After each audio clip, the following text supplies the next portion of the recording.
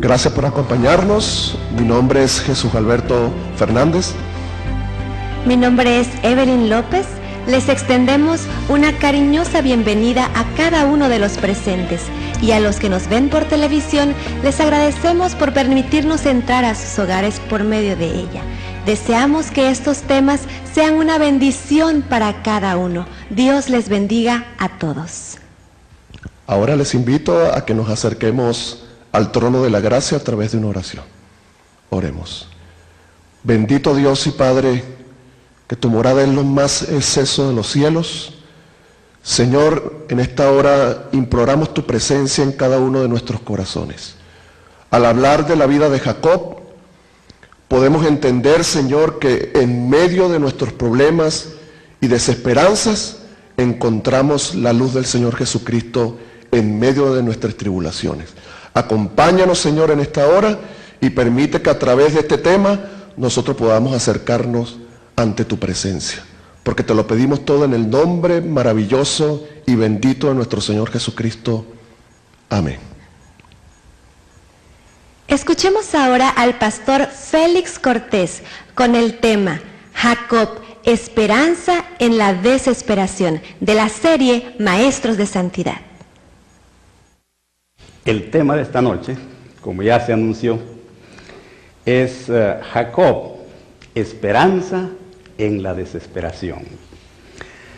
Y cuando tratamos este tema, yo les sugiero que lo hagamos desde el punto de vista de la seguridad personal, porque lo que le ocurrió en su vida a este hombre, la experiencia de su vida, puede ser que sea la de nosotros también, porque él es el que dio nombre al pueblo de Dios.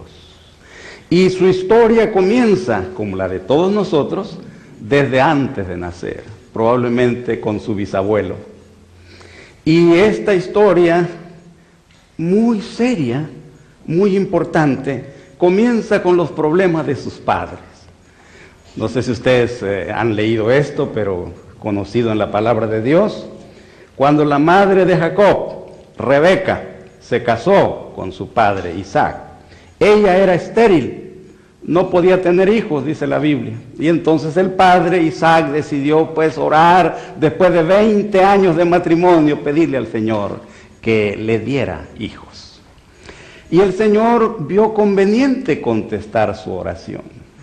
No siempre contesta el Señor afirmativamente este tipo de oraciones, pero a ellos les contestó. Y les nacieron hijos, gemelos, 2.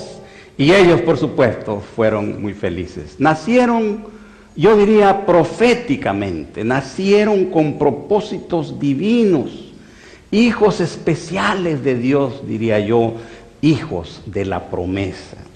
Pero hubo problemas en el nacimiento de ellos, porque dice que cuando la señora, Rebeca, estaba embarazada, pues dice la Biblia que sentía que los hijos combatían en su vientre, una lucha entre ellos, tanto que dijo, Señor, si esto es así, mejor no quiero vivir, porque si estos hijos míos, desde antes de nacer, ya tienen problemas, ¿qué ocurrirá cuando nazcan?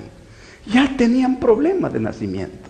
Y en efecto, cuando Dios contestó su oración, fíjense lo que dice la Biblia. Le contestó, 2 naciones hay en tu seno, y 2 pueblos serán divididos desde tus entrañas. El un pueblo será más fuerte que el otro pueblo, y el mayor servirá al menor. ¿Cómo podríamos nosotros ver esto, estimados amigos y hermanos? Que desde antes de nacer ya tenían problemas, desde antes de nacer. Pues resulta que nosotros debiéramos saber que desde antes de nacer ya traemos muchas predisposiciones que nos van a convertir en lo que somos o seremos en la vida.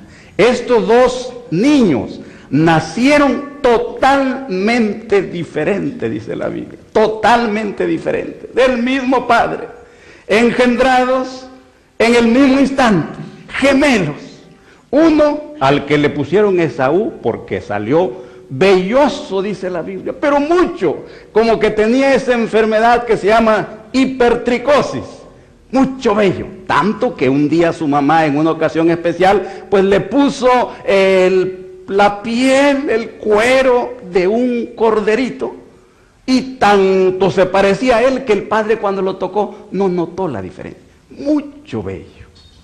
Y en cambio el otro era totalmente lampiño. No tenía al parecer vello ni siquiera donde convenía tener, completamente lampiño. Y entonces este Esaú, el que nació primero, nació de naturaleza sanguínea, activo, cazador, hombre del campo, indómito, valiente. La complacencia propia era su interés más grande en la vida y concentraba todo su interés en obtener el mejor provecho del presente. Nunca pensaba en el porvenir.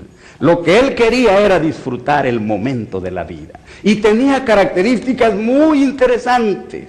Era el hijo favorito de su padre, porque este agricultor, quieto, callado, tranquilo, pastor de ovejas, se sentía impresionado por la osadía, la fuerza, el valor de su hijo mayor y lo amaba.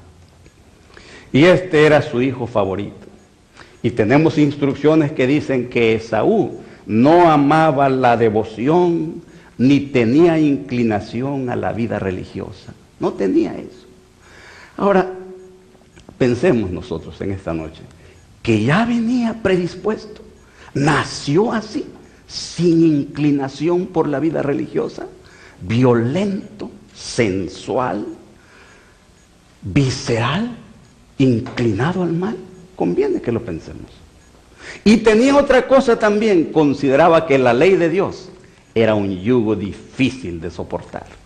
Y también consideraba que las condiciones que Dios había puesto para recibir las bendiciones de la primogenitura eran desagradables y odiosas. Y por último, no deseaba otra cosa más que la libertad para hacer lo que deseaba. Este hombre era así, así nació. ¿Cuán responsable era por eso? Conviene pensarlo. Porque no sea que nosotros, alguno de nosotros, tenga un hijo así, con inclinaciones completamente ajenas a la vida religiosa, inclinaciones al mal. En cambio el otro, Jacob, que ya dije que era pues lampiño, dice la Biblia en Génesis 27:11, dice que era lampiño y sin embargo, a diferencia de su hermano, era reflexivo, aplicado, cuidadoso, pensando siempre más en el porvenir que en el presente. La primogenitura era el motivo de su interés. Deseaba con todo su corazón ser el primogénito. Y parece que desde antes de nacer ya ambicionaba esto, porque dice la Biblia que nació asido del calcañar de su hermano, como si le estuviera tirando para que no saliera primero del vientre de su madre. Desde nacer tenía como propósito fundamental de su vida ser heredero, no de las bendiciones materiales que traía la primogenitura, sino de las bendiciones espirituales. Ese era su deseo. Y pensar cómo obtener la primogenitura, buscar la manera de hacerse de esta bendición, era el motivo predominante de su existencia. Era la obsesión de su vida. Y a diferencia de su hermano, que era el hijo preferido de su padre, este joven era el preferido de su madre. ¿Qué les parece a ustedes? Ahora, ¿por qué nacieron así? Es una buena pregunta. ¿Por qué nacieron así? Estimados, todos nosotros nacemos con una herencia que traemos de nuestros antepasados. No somos responsables por la herencia que traemos. Esaú nació con esas inclinaciones y no era responsable por ello. Quiere decir entonces que tenía desventaja con su hermano, que trajo una naturaleza inclinada al bien, por naturaleza, bueno, espiritual, religioso. desde el nacimiento. ¿Era este más afortunado y tenía ventajas con su hermano? Porque como dije, puede ser que nosotros hayamos tenido esta difícil experiencia de tener hijos completamente diferentes. Y nosotros no somos culpables, al parecer, porque nosotros no queríamos, no quisimos, no deseamos que fueran así. Sin embargo, así nacieron. ¿Cuál es el problema? ¿Por qué nacieron así? Hay algo que podríamos meditar y es lo siguiente. Isaac y Rebeca no tenían un matrimonio muy bien adaptado. No tenían un matrimonio bien llevado, como dice el dicho popular. Tenían problemas ellos, que se habían casado elegidos por Dios. Dios eligió a Rebeca para Isaac. Fue propósito de Dios darle a esta mujer. Oraron sus padres y sus consejeros, pidieron la dirección divina, y el encuentro de Rebeca en el pozo allá en la puerta de la ciudad donde vivía ocurrió milagrosamente. Dios la eligió para este hombre. Sin embargo, tenían problemas. Porque si vemos nosotros esta lucha que tenían con sus hijos, porque el padre apoyaba al hijo mayor y estaba resuelto a que ese obtuviera las bendiciones de la primogenitura, a pesar de que su esposa le había dicho lo que Dios le había revelado, de que el mayor serviría al menor y que el menor sería el primogénito. Y a pesar de eso, este hombre durante toda su vida siguió pensando que su hijo mayor Esaú debía ser el primogénito, por lo menos hasta el final, cuando los bendijo a los dos. Y entonces, ¿por qué ocurre eso? Puede ser que su matrimonio tenga problemas, a pesar de que usted oró, pidió la bendición de Dios y le suplicó que lo dirigiera al elegir a su compañera de la vida, al elegir a su compañero de la vida. Puede ser que tenga problemas. Dos personas buenas, un hombre bueno y una mujer buena, por alguna razón misteriosa de la adaptación, tal vez del temperamento, o de alguna otra razón que yo no sé, porque no soy especialista en esto, y probablemente nadie lo sabe, no pueden vivir, no pueden llevarse, no pueden entenderse, no pueden adaptarse, y no pueden ser felices. Y el matrimonio no es feliz, y el resultado en la familia no es aceptable. Y entonces estos dos tenían ese problema.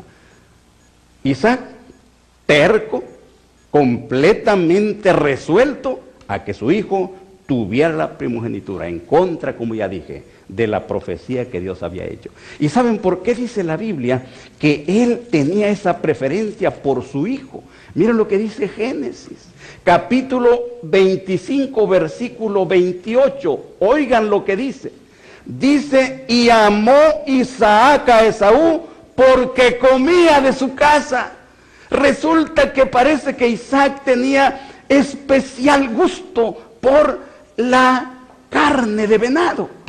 Y entonces, como este era un cazador muy hábil y era buen cocinero y cocinaba muy bien su casa porque se dedicó a eso, ese era su gusto, ese era su privilegio, su placer, hacía buenos platillos de la caza de venado que traía de eso a su casa.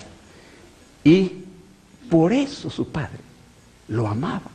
Miren lo que dice un comentario bíblico que consulté. Dice, la preferencia de Isaac por Esaú parece haberse basado en parte, a lo menos, en su afición a la carne de venado.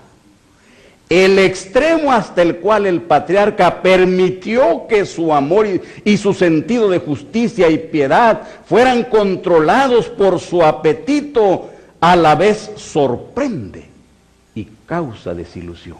Un hombre evidentemente favorecido por Dios, un hombre que nació proféticamente, el hijo de la promesa, el receptor de las bendiciones espirituales de la primogenitura, que es muy grande, y que él tenía grandes responsabilidades, y sin embargo tenía este problema.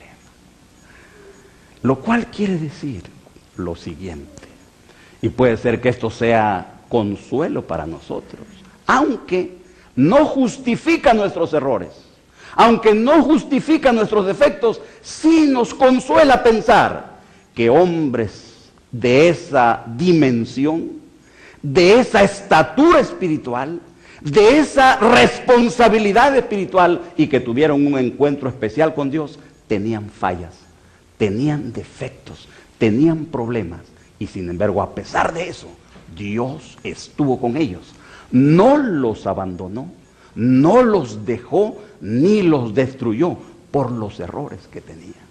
Nosotros no sabemos cuánta responsabilidad tuvieron Isaac y Rebeca en la herencia que le transmitieron a sus hijos y cuánta responsabilidad tenían que les dieron esa herencia. No sabemos nosotros. Yo por lo menos no sé, porque no soy especialista. Y cuando hablamos de estas cosas, debiéramos hablar con prudencia, con mucho cuidado, porque son cosas profundas, probablemente sin explicación. Y sin embargo, estimados, este hombre que tenía, como ya dije, esta enorme responsabilidad de ser uno de los fundadores del pueblo de Dios, estaba completamente resuelto por este hábito a mantener esa relación con su hijo de amor, de unidad.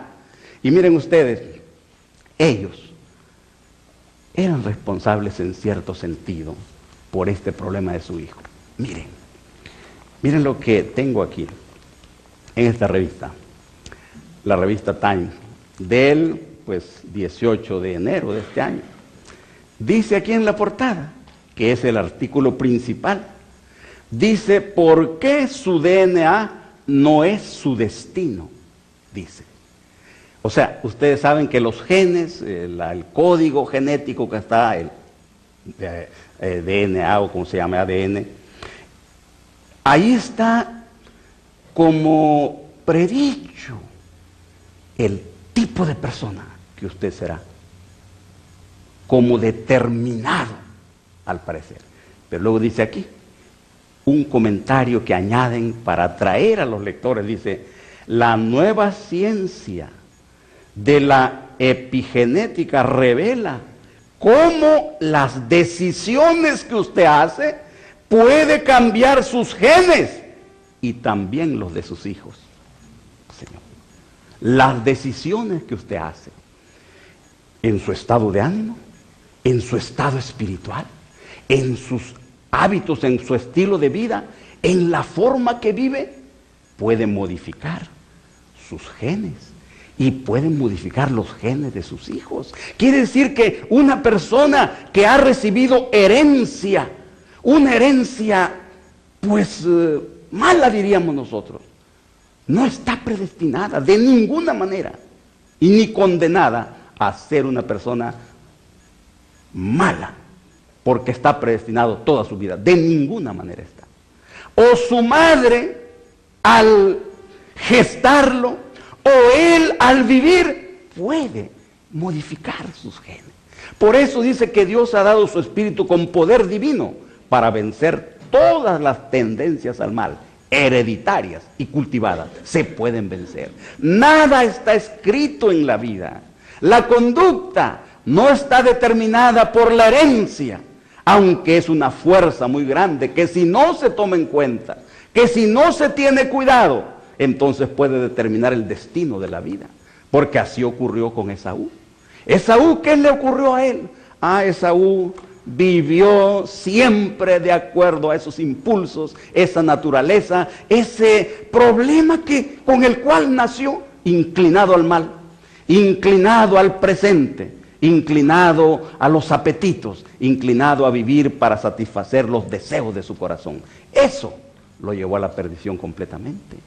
Y sin embargo, estimados, su hermano Jacob, que al parecer nació con ventaja, según podríamos pensar, no fue así, porque precisamente ese es el objeto del estudio que tenemos en esta noche. ¿Qué ocurrió con estos dos hermanos? Es sumamente importante esto. Porque miren, en el Antiguo Testamento, en el mundo hebreo, el significado del nombre era sumamente importante. No era como ahora, que el nombre solamente define y señala o designa al que lo lleva. Una persona, cualquier otra cosa, su nombre lo define. Pero en el tiempo bíblico, en el hebreo, no era así de ninguna manera. El nombre era símbolo del carácter y la personalidad. Cuando un padre hebreo le ponía nombre a su hijo, quería que reflejara sus sentimientos, sus propósitos, sus deseos, sus esperanzas. Y con frecuencia el nombre era una declaración del carácter y el destino de la persona. ¿Se acuerdan ustedes que dice la Biblia que cuando Isaac iba a nacer, cuando Dios le hizo la promesa a Abraham, por lo menos una de las veces, Dios estaba hablando con Isaac en la puerta de su tienda, digo con Abraham, en la puerta de su tienda. Y entonces le dijo, dentro de un año, por estos días, Sara va a tener un hijo. Y Sara, que estaba oyendo adentro de la tienda, no veía al ángel, y Dios seguramente, claro, la veía. Dice que se rió Sara, se rió. ¿Cómo voy a tener un hijo si ya tengo 90 años? ¿Cómo voy a tener un hijo? Y mi Señor también ya es viejo, ¿cómo voy a tener un hijo? Y se rió, eso no se puede hacer. Y entonces Dios dijo, ¿por qué se ha reído Sara? ¿Por qué se ha reído? ¿No tiene Dios poder para ayudarla para tener un hijo ahora? No, dijo ella, no me reí. Sí, como no te reíste, dijo Dios. Y vas a tener un hijo y le vas a llamar Isaac, que significa ¿qué cosa? Risa. ¿Cómo que significa risa? Ah, estimados, porque dice aquí en el libro de Génesis 21:6, miren lo que dice en Génesis 21:6, estas palabras. Entonces dijo Sara, Dios me ha hecho reír, y cualquiera que lo oyere se reirá conmigo. Entonces, Sara se rió, y Dios utilizó ese hecho tan intrascendente, podría uno parecer decir, para ponerle nombre al hijo de la promesa, el nombre tan importante del hijo del pacto de Dios, el hijo que nació maravillosamente por un milagro maravilloso de Dios, le puso risa. No solamente porque Sara se rió, sino porque este iba a ser motivo de felicidad para todas las generaciones. No solamente porque Sara se rió, sino porque aún nosotros, cuando aceptamos a Cristo, cuando nos damos cuenta que tenemos el privilegio de tener nuestro nombre escrito en el libro de la vida a causa de Cristo, que es hijo de Isaac, entonces se alegra nuestro corazón, se ríe por dentro, porque el gozo y la felicidad inundan nuestra vida. Ella rió por incredulidad, pero todos los demás ríen de gozo, porque Isaac fue el cumplimiento de la promesa y el instrumento de Dios para que se cumpliera la salvación y la redención de la humanidad. Por eso digo yo, el nombre siempre era un símbolo del carácter y de la personalidad del que lo llevaba. Por inspiración divina, era una descripción de la naturaleza y carácter y destino de la persona que lo llevaba. Por ejemplo, ustedes saben que Samuel significa demandado a Jehová. Y ustedes se acuerdan la historia. Como aquella mujer que cuando nos acordamos de ella, cuando la mencionamos en la Biblia, se enternece el corazón, ¿no es cierto? Cómo sufría Ana. Cómo aparece en la Biblia como una mujer buena, humilde, sufrida. Y un día se acercó al templo de Dios en Silo y se arrodilló delante de él sin poder ni siquiera hablar y dijo, Señor, dame un hijo. No quiero morir sin tener un hijo. Dame un hijo, por favor. Concédeme este bien. Suplicó, oró y lloró durante horas delante de Dios. Y entonces dijo, si tú me das un hijo, Señor, yo lo voy a considerar un don tuyo y te lo voy a devolver para tu servicio. Y el Señor tuvo a bien contestar su oración y le dio un hijo. Y ustedes saben bien lo que hizo esta mujer con su hijo. Lo devolvió al Señor de 5 años. Increíble. La entregó a Dios porque lo había demandado a Jehová. Ese es el significado del nombre. Y luego también se acuerdan ustedes de Josué, por ejemplo. cuyo nombre significa Jehová es salvación. Seguramente su padre, su madre, cuando decidieron ponerle este nombre, tuvieron en mente la grandeza de Dios, la salvación que solamente Él puede dar, y entonces le pusieron Josué, que significa Jehová es salvación. Y aquí, en el libro del Génesis, está escrito por qué le pusieron a este hombre que estamos estudiando ahora, Jacob.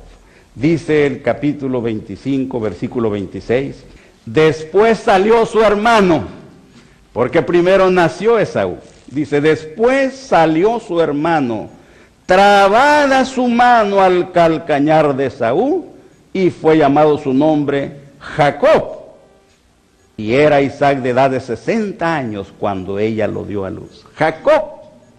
Ese es el nombre que le puso, por la circunstancia en que nació, y también seguramente porque Dios de alguna manera intervino para que le pusiera ese nombre significativo, por el problema de su personalidad, de su carácter, de su conducta que llevaría en el futuro. Su nombre era como una lección, como un recordatorio constante de la necesidad que tenía de cambiar de nombre.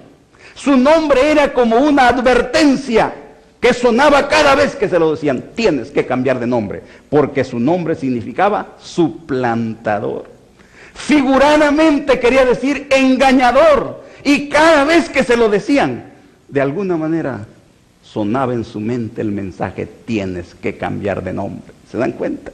Y por eso el nombre, como dije, es muy importante en la Biblia. Y como dice en el comentario bíblico adventista, tomo 1, página 418, anoté estas palabras. Miren cómo dice. Dice, desde su nacimiento, cuando había tomado a su hermano por el talón, hasta sus últimos años en Harán, cuando había sido más astuto que su tío Labán, Jacob había enfocado la solución de los problemas de la vida mediante métodos cuestionables de su propia iniciativa. Jacob, toda su vida, hasta que llegó el momento que cambió de nombre, toda su vida se dirigió con métodos tortuosos, astutos, humanos, de iniciativa personal, sin dejar que Dios hiciera el trabajo que había prometido hacer para dirigirlo. Y por eso él necesitaba cambiar de nombre, y cada vez que lo llamaban, cada vez que se referían a él, cada vez que se presentaba con otros, decía, soy engañador y necesito cambiar mi nombre. ¿Se dan cuenta, mis hermanos? Ahora, él nació así también, como nacemos todos, con problemas, no tan grandes como Esaú, no tan notables como Esaú, pero tenemos problemas también nosotros. Todos nosotros, los cristianos, tenemos un problema, que nacimos con defectos serios y que tenemos graves y difíciles problemas para cambiar nuestra naturaleza, o sea, nuestro nombre. Y entonces por eso es que el estudio de la vida de Jacob es tan significativo y tan importante. Toda su vida, hasta el momento que cambió de nombre, manejó sus asuntos en forma hábil, astuta, engañosa, humana. Por ejemplo, ustedes saben perfectamente la historia, cómo engañó a su hermano con respecto a la primogenitura, ¿se acuerdan? Ahí en Génesis capítulo 25, los versículos 27 hasta 34, no los vamos a leer todos porque todos conocemos esa historia. Pero ustedes saben bien que dice la Biblia que, bueno, que sabemos nosotros que el deseo de tener la primogenitura era la obsesión y la pasión dominante de su vida. Ese era su propósito, esa era su intención, y siempre estaba pensando cómo hacerse de esa ventaja y esa bendición. Y entonces, pues un día, dice la Biblia aquí en el capítulo 25-27, crecieron los niños. Y dice, y Esaú fue diestro en la casa, hombre del campo, pero Jacob era varón bueno y quieto que habitaba en tiendas. Los dos extremos. Esaú diestro en la casa, vagabundo, de vida errante, se deleitaba en el campo, se emocionaba en la casa. Y en cambio, Jacob, quieto, suave, tranquilo, le gustaba el hogar, le gustaba la casa. Digo el hogar, la familia, la casa, no la cacería. Y también le encantaba ser pastor de ovejas, que son personas quietas, tranquilas. Y entonces ocurrió un día lo siguiente, como dice el versículo 29.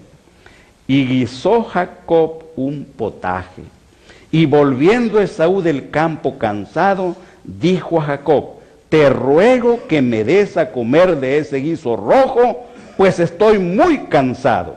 Por eso fue llamado su nombre Edom. Y aquí viene la historia extraordinaria. Llega Esaú del campo, hambriento, después de haber corrido detrás de alguna pieza de casa, después de haber pasado horas al aire libre, sudado, cansado, sediento, hambriento, y entonces llega y encuentra a su hermano tranquilo en la casa, cocinando un potaje apetitoso. Se veía muy bien, lentejas al parecer, rojo por lo menos dice la Biblia. Y entonces Esaú cuando llega le dice a su hermano: te ruego que me des de ese potaje porque estoy muy cansado. Y entonces Jacob, que siempre tenía en mente la idea de cómo hacerse de la primogenitura, encontró la oportunidad. Le dijo: sí te doy, pero si me vendes tu primogenitura. Un trato traidor, un trato desigual, un trato que tenía el propósito de aprovecharse de la debilidad, un trato astuto que Dios no podía aprobar, un trato que aprovechaba las desventajas de los demás, un trato humano. Me das tu primogenitura y te doy de esto. ¿Qué les parece a ustedes? Y entonces Esaú, según ustedes seguramente han leído aquí en la Biblia, dice que bueno, yo me voy a morir. ¿Para qué me va a servir la primogenitura? No olviden ustedes que él tenía como uno de sus características principales el vivir para el momento. Satisfacer sus deseos era lo más importante para él. Vivía el presente y por lo tanto aquí encontró el momento en el cual el instante fue más importante que la eternidad. Porque entonces cuando su hermano le dijo: véndeme tu primogenitura, astutamente el otro, sin darse cuenta, sin importarle mucho, porque ya se había condicionado para ello, le dijo: pues sí, me voy a morir, ¿para qué me va a servir? Te la vendo, júramelo. Y le juró. Tremendo. De esa manera Jacob engañosamente se hizo de los privilegios de la primogenitura. Y entonces dice, sin embargo, aquí en la Biblia, capítulo 25, versículo 34, entonces Jacob dio a Esaú pan y del guisado de las lentejas, y él comió y bebió y se levantó y se fue. Y luego explica la Biblia, con la concisión que siempre tiene, precisa, pocas palabras, exactas. Dice: así menospreció Esaú la primogenitura. Vendió la vida eterna, vendió la eternidad, vendió la salvación, vendió su destino eterno por un plato de lentejas. Porque así hacen los seres humanos. Se condicionan viviendo para el presente, satisfaciendo deseos momentáneos, dominados por impulsos difíciles de controlar, y se acostumbran para que en un solo momento vendan la eternidad en una decisión irrevocable. Eso le pasó. Menospreció la primogenitura bajo juramento. ¿Se dan cuenta? Por eso es que nosotros deberíamos saber que eso existe y conocernos a nosotros mismos y desconfiar de nosotros mismos. No vaya a ser que, impulsado por esa condición humana que es frecuente, vivamos el momento no pensando en la eternidad. El cristiano prudente y juicioso y sabio siempre tiene presente su responsabilidad, siempre tiene presente la honra de Dios y la importancia de sus decisiones. Todo lo que hace, lo hace pensando en las consecuencias. El cristiano vive más para el futuro que para el presente. Por eso no se establece aquí, es peregrino y extranjero en la tierra. Amén, hermano. Es la enseñanza.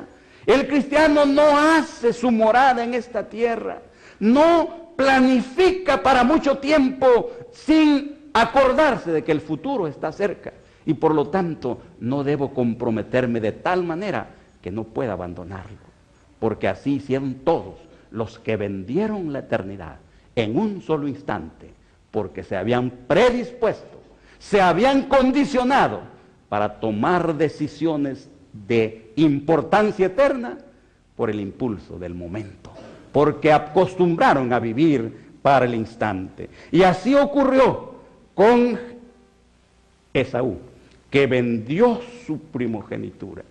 Y por eso otro párrafo que tengo aquí copiado dice así de la siguiente manera: él, aunque daba más valor a las bendiciones eternas que a las temporales, no tenía todavía un concepto experimental del Dios a quien adoraba.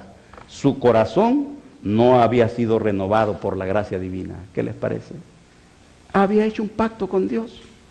Se consideraba un cristiano, digamos nosotros en términos actuales.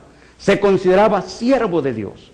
Tenía las intenciones, tenía el interés, buscaba la vida eterna. Y sin embargo, todavía su corazón no había sido transformado por la gracia divina. No tenía una experiencia personal con Dios. Todavía no tenía un concepto experimental de Dios. Su religión era externa, de oídas, por lo que sus padres le habían dicho. ¿Cuántos, a pesar de su profesión de discipulado de Cristo, corremos el riesgo de tener una vida religiosa y sin embargo el corazón no haber sido transformado todavía por la gracia de Dios? Así era Jacob. Y acuérdense que cuando ocurrió esto, ya tenía 77 años. 77 años, cuando ocurrió esto.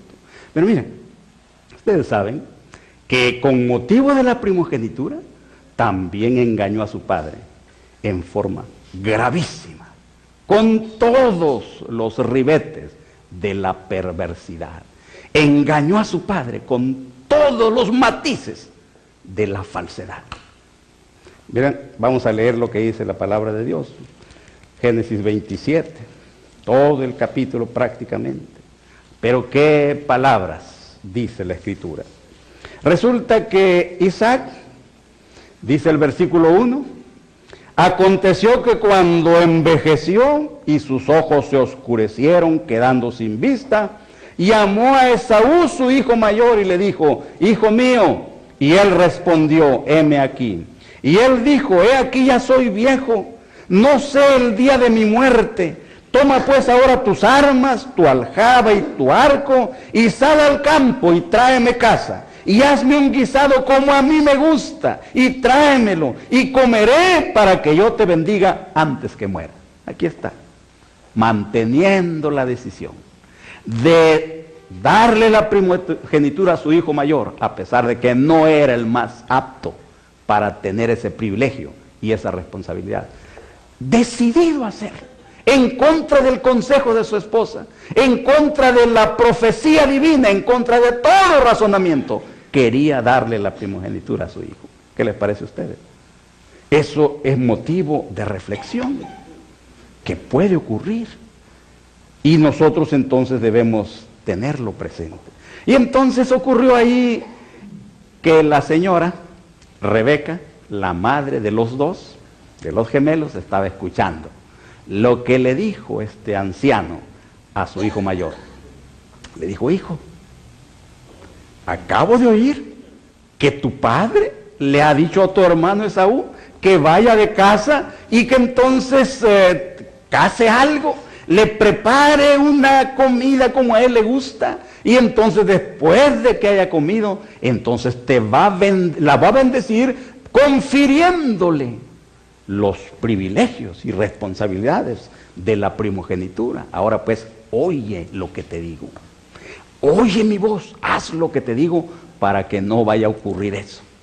Es que probablemente, podríamos decir seguramente, ella ya estaba completamente convencida de que aquel hombre no razonaba, no cambiaba, no tenía ninguna decisión de cambiar, de no darle la primogenitura al hombre a quien Dios desde antes de nacer, cuando todavía no había hecho ni bien ni mal, solamente por la elección divina ya lo había rechazado. Y él lo sabía perfectamente. ¿Cómo puede ocurrir eso?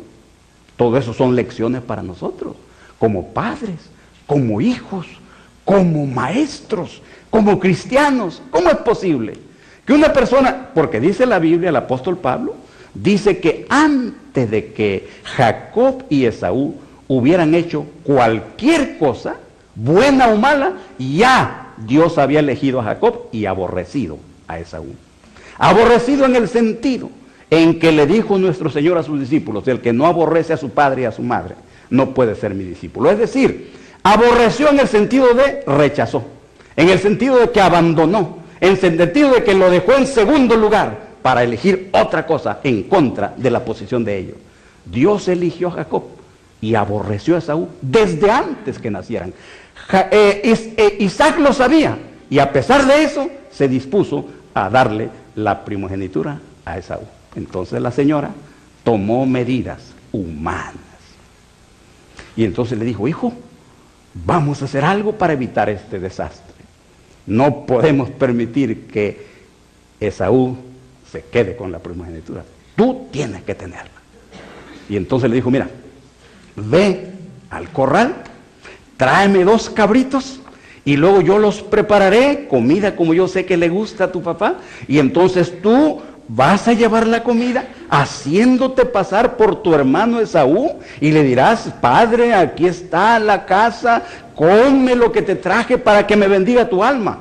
Pero Jacob dijo: no puedo hacer eso, porque yo soy, mira, lampiño, y mi hermano Esaú es pero velludo como un cabrito. ¿Qué diferencia si mi padre me toca? Va a descubrir el engaño y voy a tener maldición en lugar de bendición. Hijo, le dijo ella, una de las declaraciones terribles de la Biblia: que sobre mí caiga tu maldición. Tremendo. Solamente oye mi voz y haz lo que te digo. ¿Comprende? Corremos riesgos, todos los que no comprendemos bien este mecanismo humano que hace que las personas en otras circunstancias, por otras razones, también hagan lo contrario a la voluntad de Dios, decididamente. Ellos hicieron un proyecto, un plan completamente falso, desde el principio hasta el fin. Él trajo los cabritos, Rebeca preparó el guiso, y cuando llegó el momento, entonces le puso a Jacob los vestidos de Esaú, dice que ella tenía en casa, vestidos buenos, vestidos que el padre conocía muy bien, porque yo quiero creer que Isaac abrazaba mucho a Esaú. Ah, qué delicioso era para él abrazar a su hijo, tenerlo cerca, platicar con él. Era algo que para este hombre era maravilloso. Y entonces le puso los vestidos que tenían el olor, por supuesto, el perfume, yo diría, el sudor de Esaú, el olor característico, personal, distintivo que cada uno tiene. Y entonces se puso el vestido, y las manos, y el cuello. Si me toca, ¿qué va a pasar? Entonces le hizo guantes, me imagino yo, bien pensadito, hasta debajo de las mangas, bien pensado, un plan para engañar. Y entonces, cuando ya estuvo bien preparado con todo, fue, y entonces se acercó con el potaje. Y este es un drama extraordinario, de veras, porque llegó allí, y cuando llegó, entró y dijo: Padre mío. Y Isaac respondió: heme aquí, ¿quién eres, hijo mío? La voz, el titubeo, la inseguridad, la falta de confianza que tiene el engañador y que el detector de mentiras descubre. ¿quién eres, hijo mío? Y entonces dijo, yo soy Esaú, tu primogénito. Mintiendo, ahora ya con palabras claras, no solamente con el vestido, no solamente con la intención, ahora con las palabras, yo soy tu primogénito. He hecho como dijiste, levántate ahora y siéntate y come en mi casa para que me bendigas. Claramente, ya estando, hay instrucciones que dicen que cuando Jacob llegó ante su padre, sintió que había ido demasiado lejos. Se arrepintió de lo que había planeado, pero no podía regresarse. No podía detenerse, ya no podía hacer nada más. Y entonces se lanzó con toda la claridad de su mente a planificar la manera de engañar a su padre perfectamente. Y entonces le dijo, yo soy Esaú, tu primogénito. Y entonces le dijo Isaac, ¿y cómo es que hallaste tan pronto casa? Si normalmente tardas un día largo buscándola. Y miren cómo mintió aquel. En el versículo 20 dice, porque Jehová tu Dios hizo que la encontrase delante de mí, utilizando el nombre de Dios para engañar. Jehová tu Dios hizo que yo la encontrara inmediatamente. Y entonces, fíjese lo que ocurrió en ese momento. El hombre Isaac comenzó a dudar. Fíjese lo que dice el versículo 21. Dice, e Isaac dijo a Jacob, acércate ahora y te palparé, hijo mío, por si eres mi hijo Esaú o no. Pero el engañador estaba bien preparado para engañar completamente. Se acercó y aquel lo tocó. Y entonces dice que dijo esta palabra. La voz es la voz de Jacob, pero las manos de Esaú. Engañado completamente, pero extrañado, un poco inseguro, confuso, preocupado, ya no podía ver, sus sentidos del tacto lo habían engañado, pero el oído todavía no se engañaba porque dijo, la voz es de Jacob, pero las manos, el vestido, el olor es de Esaú. Y entonces dice que se acercó y no le conoció, porque sus manos eran vellosas como las manos de Esaú, y le bendijo. Y miren ustedes lo que dice aquí la Biblia. Otra vez, versículo 24, dice, y dijo, ¿eres tú mi hijo Esaú? Por último, después de todas estas pruebas, después de toda esta confusión, le dijo, dime, ¿eres tú mi hijo Esaú? Dijo, sí soy. Engañó a su padre completamente. Entonces el patriarca, totalmente engañado, probablemente con un poco de duda, dijo, acércame pues la comida y comeré de la casa de mi hijo. Y finalmente le trajo, comió y finalmente dijo, acércate ahora y bésame, hijo mío. Parece que era la prueba final. Acércate ahora y bésame. Y se acercaron y se abrazaron. Y entonces Jacob besó a su padre.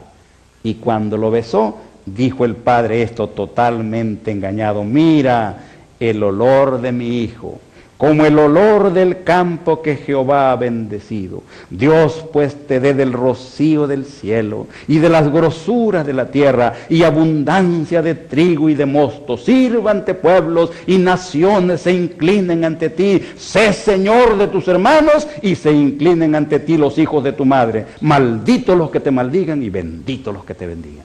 Le dio las bendiciones. Ah, pero qué terrible, porque acababa de salir cuando llega Esaú, ya con la comida preparada, y dice, levántese mi padre y coma de la casa de su hijo para que me bendiga. Y dice que entonces se estremeció su padre. Dice, ¿quién eres tú? Yo soy tu hijo, tu primogénito. ¿Y quién es el que vino y aquí me trajo casa y me dio y comí de todo antes que tú vinieses? Yo le bendije y será bendito. Era Jacob. Y entonces miren lo que respondió este hombre. Dijo, bien llamaron su nombre Jacob, pues ya me ha suplantado 2 veces. Se apoderó de mi primogenitura y aquí ahora he tomado mi bendición. y dijo, no has guardado bendición para mí. Así era Jacob, engañador. Y así dirigió su vida, porque cuando finalmente su hermano Esaú dijo que lo iba a matar, nomás tuviera la oportunidad, cuando su padre muriera, se fue huyendo y nunca más volvió a ver a su madre. Huyó, y en el camino entonces ocurrió el milagro de su conversión. Dice ahí en Génesis 28:20, hizo Jacob voto diciendo, si fuere Dios conmigo y me guardara en este viaje que voy, y me diere pan para comer y vestido para vestir, y si volviera en paz a la casa de mi padre, Jehová será mi Dios, y esta piedra que he puesto por señal será casa de Dios, y de todo lo que me des, el diezmo lo apartaré para ti. Y entonces allí en esa visión de Dios, en esa visión donde vio la escalera, que tenía puesto el pie en la tierra y se apoyaba en el cielo, que nuestro Señor Jesucristo mismo dijo que era Él, ahí se encontró con Dios, vio a Dios, se encontró con Él y le entregó su vida y se convirtió.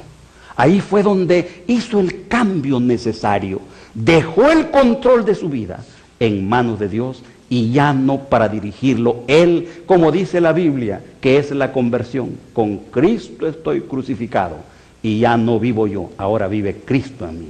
Pero estimados, la conversión no es un momento puntual en la vida. La conversión no ocurre una sola vez. La conversión no es algo que ocurre una sola vez en la vida. La conversión es una decisión diaria. Cada día muero, dijo el apóstol. Y este hombre siguió durante 20 años más, dirigiendo su vida en la misma forma de siempre, a pesar de que ya había hecho el pacto con Dios y ya se había convertido. ¿No nos dice eso algo a nosotros? Del peligro de que nosotros también seamos cristianos, que hemos hecho un pacto con Dios y sin embargo sigamos todavía manejando los asuntos de la vida personalmente, tortuosamente, engañosamente, por lo menos en el sentido de que decimos que somos cristianos y no le entregamos el control de nuestra vida a Dios. Seguimos nosotros manejando nuestro destino. Esa es la enseñanza y ese es el peligro. Pero mis hermanos, cuando 20 años después, a los 97 años, regresó de donde había pasado en Mesopotamia los 20 años, y ustedes saben lo que pasó allá, finalmente dice la Biblia que se encontró con Dios. Allá en Génesis 28 está la historia. Todos los cristianos seguramente conocen esa historia. Cuando finalmente llegó a la hora de crisis de su vida, cuando llegó al momento de peligro de su existencia, cuando se iba a encontrar con su hermano que 20 años antes había jurado vengarse, y que ahora cuando sabe por los mensajeros que había enviado, que viene con 400 hombres dispuestos a vengarse, Jacob comenzó a hacer todos otra vez los recursos humanos que había hecho siempre para defenderse, no dejándole a Dios la protección de su vida. Porque ustedes saben lo que hizo, ¿no es cierto? Manada de camellos, manada de asnas, manada de ovejas, manada de vacas, grupos de esposas. Allá la esposa que quería menos, una de las siervas. Luego a 1 metro, 1 kilómetro de distancia, otra que quería un poquito menos. Y luego después a otro kilómetro, la que quería un poquito menos. Y finalmente su mujer, la que amaba, y su hijo, Raquel y su hijo, los puso al final diciendo, porque si les pasa algo a las demás, estos pueden huir y salvarse. ¿Se dan cuenta ustedes? Pensando, utilizando la astucia de siempre. Y finalmente cuando hizo todo lo que humanamente podía, entonces se quedó del otro lado del río, dice la Biblia. Y ahí se encontró con Dios. Y ahí hizo aquella oración tan solemne. ¿Cómo me gusta eso? Y dijo, Señor, menor soy que todas las misericordias que has utilizado conmigo desde que vivo hasta hoy. Pero ahora, líbrame de la mano de Esaú, de la mano de mi hermano, porque le temo. Líbrame de la mano de mi hermano Esaú. En Génesis 32, qué palabras. Y esta oración la hizo en un estado de angustia tan grande que se utiliza en la Biblia para referirse a la angustia que va a pasar el pueblo de Dios en algún momento de la hora más negra de su historia, en la hora de mayor peligro de la vida, cuando se encuentre con el enemigo principal de su existencia, se llama la angustia de Jacob. Y ahí se encontró con Dios, pero dijo: líbrame de la mano de mi hermano, líbrame porque le temo, no vaya a venir y herirme con mis hijos, mi casa, sálvame por favor. Y mientras oraba, yo me quiero imaginar con lágrimas en los ojos, de repente viene alguien y le toca la espalda. Y en ese momento, cuando alguien le toca la espalda, aquel reaccionó como siempre había reaccionado. En lugar de pensar que era el ángel de Dios que había venido en respuesta a su oración, en lugar de pensar que era Dios el que estaba acercándose a él para contestar su oración, en lugar de eso, trabó de él y actuó pero como rayo, y entonces comenzó una lucha porque creía que era un enemigo, sin confiar en que Dios contesta las oraciones de sus hijos, otra vez haciendo lo que siempre había hecho, y luchó con el ángel toda la noche luchó. Y finalmente ustedes saben la historia para no leerlo acá, que cuando ya iba a amanecer, dijo el ángel, 32:26, déjame porque raya el alba. Y Jacob le respondió: no te dejaré si no me bendices, porque mientras luchaba, en medio de una gran angustia, en medio de una gran aflicción, había descubierto, había comprendido que quien estaba luchando con él era el ángel de Jehová, que quien luchaba con él era Cristo. Y entonces cuando se dio cuenta de eso, entonces le dijo: no te soltaré si no me bendices, mátame mejor, quítame la vida mejor, no quiero seguir siendo así, sálvame ahora o no te dejaré. Hermanos, dice la Biblia, en el seno materno tomó por el calcañar a su hermano y con su poder venció al ángel y prevaleció, y oró y le rogó. En Betel le habló y ahí habló con nosotros. Estas palabras de la Biblia son sumamente significativas. Dice que Jacob venció al ángel, prevaleció contra él, y el ángel era Cristo, era Dios el que había llegado ahí. Venció a Dios, venció al ángel. ¿Cómo lo venció? Mediante la entrega total de la vida, mediante la entrega total de la existencia, mediante el abandono completo del yo, mediante la negación total del yo. Se entregó completamente a él, para vida o para muerte. Eso es lo que hizo. Y entonces, mis hermanos, Dios nunca puede rechazar, ni puede quitarle la vida a alguien que se entrega a él completamente. Dios, mis hermanos, salva, porque dice que la misericordia se gloría contra el juicio. Y Dios a este hombre, extraviado pecador, que había sido durante tantos años fiel a su nombre, engañador, ahora le dijo: ¿cómo te llamas? Dice la Biblia que le dijo. Y él respondió: yo me llamo Jacob. Y entonces el ángel le dijo: de aquí en adelante no te llamarás más Jacob, sino Israel, porque has luchado con Dios y con los hombres y has vencido. Mis hermanos, entonces le cambió el nombre, porque ahora finalmente le había cambiado su carácter y había llegado a ser uno con Dios. Que Dios nos bendiga, para que nosotros podamos anuncio. Es Jacob, esperanza en la desesperación. Y cuando tratamos este tema, yo les sugiero que lo hagamos desde el punto de vista de la seguridad personal, porque lo que le ocurrió en su vida a este hombre, la experiencia de su vida, puede ser que sea la de nosotros también, porque él es el que dio nombre al pueblo de Dios. Y su historia comienza, como la de todos nosotros, desde antes de nacer, probablemente con su bisabuelo. Y esta historia, muy seria, muy importante, comienza con los problemas de sus padres. No sé si ustedes han leído esto, pero conocido en la palabra de Dios, cuando la madre de Jacob, Rebeca, se casó con su padre Isaac, ella era estéril no podía tener hijos, dice la Biblia. Y entonces el padre Isaac decidió pues orar, después de 20 años de matrimonio, pedirle al Señor que le diera hijos. Y el Señor vio conveniente contestar su oración. No siempre contesta el Señor afirmativamente este tipo de oraciones, pero a ellos les contestó. Y les nacieron hijos, gemelos, 2. Y ellos, por supuesto, fueron muy felices. Nacieron, yo diría, proféticamente, nacieron con propósitos divinos, hijos especiales de Dios, diría yo, hijos de la promesa.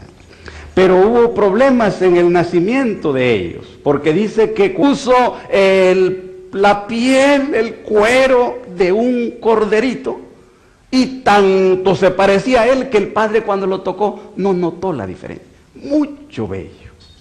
Y en cambio el otro era totalmente lampiño. No tenía al parecer bello ni siquiera donde convenía tener. Completamente lampiño.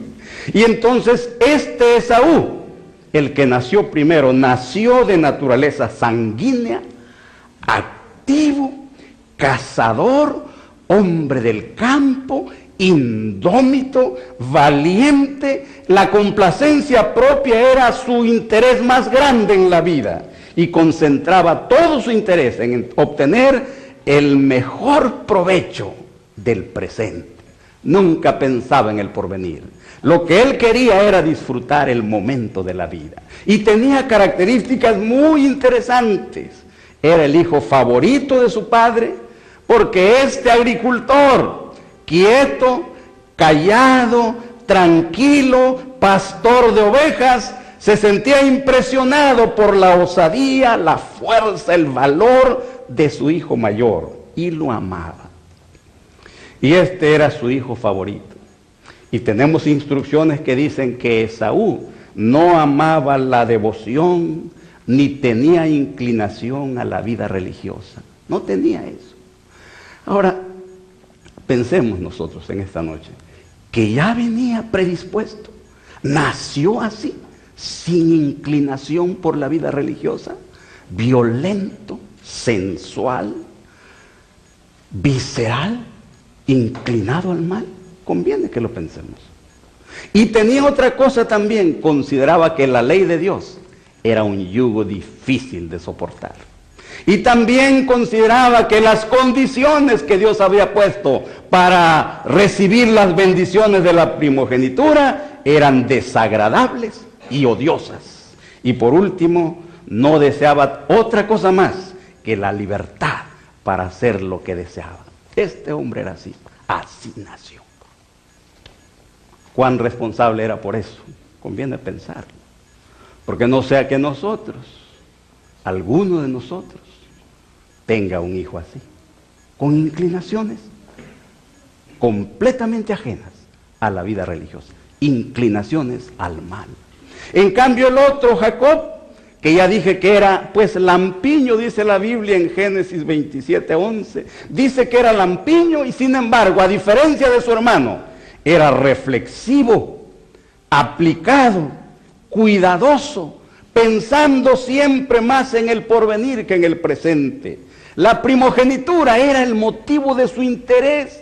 Deseaba con todo su corazón ser el primogénito. Y parece que desde antes de nacer ya ambicionaba esto, porque dice la Biblia que nació asido del calcañar de su hermano, como si le estuviera tirando para que no saliera primero del vientre de su madre. Desde nacer tenía como propósito fundamental de su vida ser heredero. Cuando la señora Rebeca estaba embarazada, pues dice la Biblia que sentía que los hijos combatían en su vientre, una lucha entre ellos, tanto que dijo: Señor, si esto es así, mejor no quiero vivir, porque si estos hijos míos, desde antes de nacer, ya tienen problemas, ¿qué ocurrirá cuando nazcan? Ya tenían problemas de nacimiento. Y en efecto, cuando Dios contestó su oración, fíjense lo que dice la Biblia. Le contestó: 2 naciones hay en tu seno, y 2 pueblos serán divididos desde tus entrañas. El un pueblo será más fuerte que el otro pueblo, y el mayor servirá al menor. ¿Cómo podríamos nosotros ver esto, estimados amigos y hermanos? ¿Que desde antes de nacer ya tenían problemas? ¿Desde antes de nacer? Pues resulta que nosotros debiéramos saber que desde antes de nacer ya traemos muchas predisposiciones que nos van a convertir en lo que somos o seremos en la vida. Estos dos niños nacieron totalmente diferentes, dice la Biblia, totalmente diferentes, del mismo Padre, engendrados en el mismo instante, gemelos. Uno al que le pusieron Esaú porque salió velloso, dice la Biblia, pero mucho, como que tenía esa enfermedad que se llama hipertricosis, mucho vello, tanto que un día su mamá en una ocasión especial pues le puso.